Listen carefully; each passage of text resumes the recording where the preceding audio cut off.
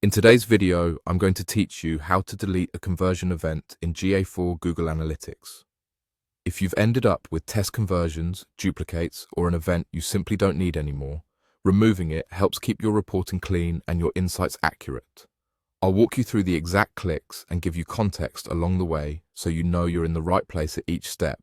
First, open your Google Analytics account in your browser and sign in.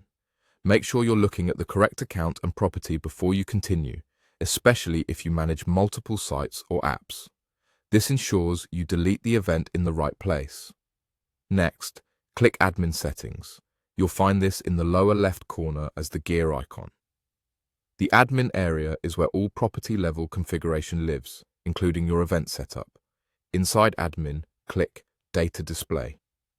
This section groups the tools that control how your data appears and is organized, so it's a natural home for event management.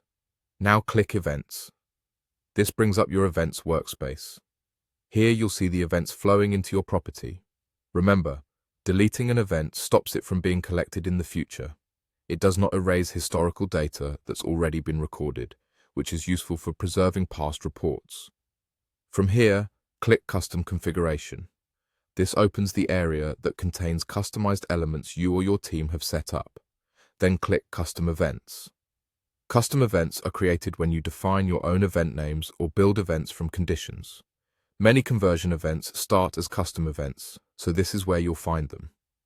Select the data stream associated with the event you want to remove, then click it. If you have more than one stream, for example web and iOS or Android, be sure to pick the stream where the unwanted event is actually being collected. Deleting it in one stream won't affect the others.